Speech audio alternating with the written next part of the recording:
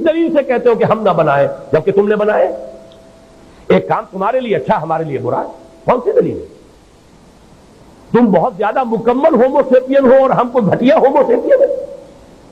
تم زیادہ مہذب ہو اور عاقل ہو، حالانکہ تم نے ایٹم بم گرائے ہیں ہیروشیما پر اور ناگاساکی پر، تو تمہارے ہاتھ میں تو محفوظ ہے اور ہمارے ہاتھ میں غیر محفوظ۔ میں سمجھتا ہوں بڑی منطقی بات ہے، بڑی دلیل ہے،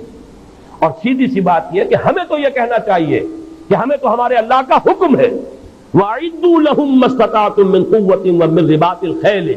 تُرْهِبُونَ بِهِ عَدُوَّ اللَّهِ وَعَدُوَّكُمْ وَآخَرِينَ مِن دُونِهِمْ لَا تَعْلَمُونَهُمْ اللَّهُ يَعْلَمُهُمْ۔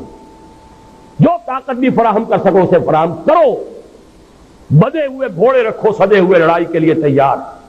تاکہ اس کے ذریعے سے تم اللہ کے دشمنوں کو اور اپنے دشمنوں کو ان کے اوپر دہشت طاری کر سکو، رعب طاری کر سکو، اور اللہ کے اور تمہارے دشمن جو کھلے کھلے وہ تو ہے ہی ہے، ایک اور ہے ففتھ کالمسٹ آنسر جو تمہارا مارے آستین ہے، تاکہ وہ بھی اندر ہی اندر بیٹھا ہوا دہلتا رہے کہ کوئی اقدام مسلمانوں کے خلاف کیا تو ان کی تو نگاہوں کے سامنے تھا جو بھی کچھ طاقت جو ہے مسلمانوں نے فراہم کی تھی۔ ہمیں تو یہ حکم رب ہے